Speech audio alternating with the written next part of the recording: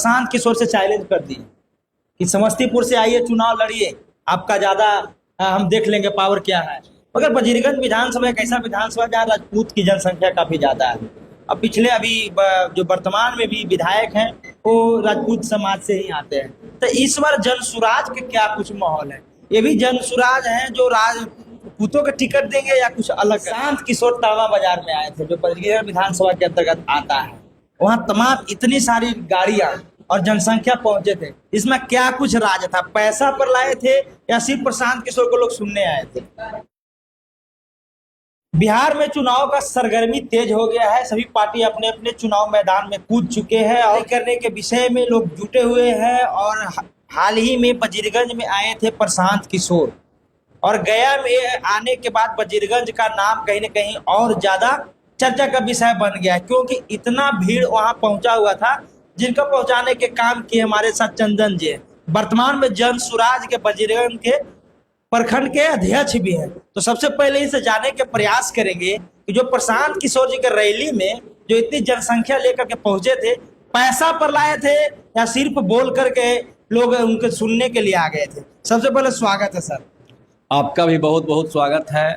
आप पटना दस्तक टीम की ओर से और हम प्रखंड अध्यक्ष वजीरगंज के द्वारा आपके चैनल को बहुत बहुत शुभकामनाएं, वंदन, अभिनंदन। प्रशांत किशोर तावा बाजार में आए थे, जो वजीरगंज विधानसभा के अंतर्गत आता है। वहाँ तमाम इतनी सारी गाड़ियां और जनसंख्या पहुंचे थे। इसमें क्या कुछ राज था? पैसा पर लाए थे या सिर्फ प्रशांत किशोर को लोग सुनने आए थे? पूरे बिहार में एक प्रशांत किशोर जी का ही पार्टी है जनसुराज, जो जनता और पब्लिक को पैसा देने का काम नहीं करती है। चूँकि और भी पार्टियां हैं जो पैसा देती हैं, जनता को बरगलाती है, फुसलाती है, उसका तो हम विरोध करते हैं। तो हम क्यों जनता को पैसा देंगे? प्रशांत किशोर के विचारधाराओं को लोगों तक घर घर जाकर हमने पहुंचाया, लोगों को उनके विचारों से अवगत कराया, बिहार बदलाव के बारे में जानकारी दिया और हमारे विचार से वे प्रभावित होकर हमारे साथ तरवा बाजार में जनसभा में जाने का काम किए हैं। प्रशांत किशोर सुनने में आया कि आपको सम्मानित किए हैं, जो इतनी संख्या में आप भीड़ जुटाए हैं। इसमें सबसे बड़ी सम्मान की बात होती है हमारे वजीरगंज विधानसभा की जनता की, जिन्होंने हमारी बात को समझा और सम्मान दिलाने का काम और श्रेय हम वजीरगंज की जनता को मानते हैं। चंदन जी, एक से आपसे जानने के प्रयास करेंगे। हालांकि आप लोग का पार्टी का दावा रहता है कि जातीय कार्ड हम नहीं खेलते हैं, मगर वजीरगंज विधानसभा एक ऐसा विधानसभा जहाँ राजपूत की जनसंख्या काफी ज्यादा है। अब पिछले जो वर्तमान में भी विधायक हैं वो राजपूत समाज से ही आते हैं। तो इस बार जनसुराज के क्या कुछ माहौल है? ये भी जनसुराज हैं जो राजपूतों के टिकट देंगे या कुछ अलग करेंगे? देखिए, जनसुराज एक ऐसी पार्टी है, एक ऐसी संगठन है, इसमें जातिवाद को मतलब मुख्य रूप से ध्यान नहीं दिया जाता है। जिन्हें जनता पसंद करेगी, जिन्हें जनता चाहेगी, प्रशांत किशोर उन्हीं को टिकट देने का काम करेंगे। ना कि कोई हेलीकॉप्टर से आएंगे उनको टिकट मिल जाएगा, या फिर कोई जाति का ज़्यादा वोट है, जाति का ज़्यादा महत्ता है, ऐसा काम जनसुराज नहीं करेगी। वजीरगंज विधानसभा में प्रमुख क्या समस्या है जो लोग अभी तक उस समस्या से जूझ रहे हैं? देखिए, जहाँ तक कि पलायन की बात करते हैं तो पूरे बिहार की समस्या है, लेकिन वजीरगंज में भी एक बहुत बड़ी समस्या है बेरोजगारी की। इसमें खासकर शिक्षा की भी समस्या है। एक बढ़िया डिग्री कॉलेज नहीं है, एक बढ़िया अस्पताल नहीं है जहाँ अल्ट्रासाउंड, एक्सरे या जो दवाइयाँ मिलनी चाहिए जनता को वो नहीं मिल पाती है।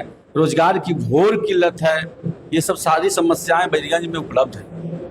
वर्तमान में देखा जाए तो प्रधानमंत्री मोदी जी का बिहार में दौरा बढ़ गया है, सभाएं कर रहे हैं लगातार, और लोग कहीं ना कहीं एक उपहार यानी एक तोहफा देने की बात कर रहे थे। बिहार के मुख्यमंत्री नीतीश कुमार भी एक मास्टर स्ट्रोक खेल दिए, वो भी अब आप लोग की तरह वृद्धा पेंशन बढ़ा करके 400 से 1100 कर दिए हैं। क्या लगता है?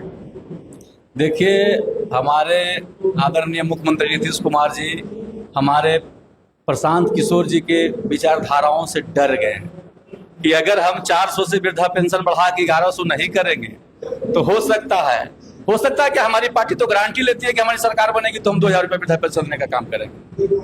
ये चुनावी एजेंडा उनका है, चुनावी कार्ड खेलें। लोग ये भी बोल रहा है कि नीतीश कुमार जी 400 से 1100 वृद्धा पेंशन बढ़ा दिए हैं, इससे कई सारी पार्टियां का जो मुख्य मुद्दा है वो छीना गया है। हमारी मुद्दा 400-1100 की नहीं है, हमारी मुद्दा तो 2000 की है। ये 1100 से हमारी जनसुराज खुश होने वाली नहीं है। हमारी सरकार बनेगी तो हम वृद्धाओं को, विकलांगों को, दिव्यांगों को 2000 रुपये पेंशन देने का काम करेंगे। जानते हैं कि वर्तमान अशोक चौधरी जी वर्तमान में मंत्री है, उनका जो बेटी हुई शांभवी चौधरी वो प्रशांत किशोर से चैलेंज कर दी कि समस्तीपुर से आइए, चुनाव लड़िए, आपका ज्यादा हम देख लेंगे पावर क्या है।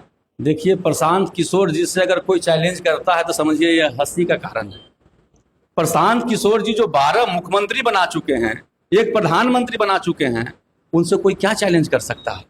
प्रशांत किशोर जी जिस विधानसभा से खड़ा हो जाएंगे, जहां से भी, चाहे वो पूरे बिहार का कोई भी विधानसभा हो, जहां से खड़ा हो जाएंगे वहां अपार समर्थक के साथ उनकी जीत हो जाएगी। शांभवी चौधरी खुला चैलेंज दे दी है कि समस्तीपुर के कोई भी विधानसभा से आए चुनाव नहीं जीत पाएंगे वो। देखिए, एक देहाती कहावत है कि जो लोग कमजोर होते हैं ना, ज्यादा सीना वही तानते हैं।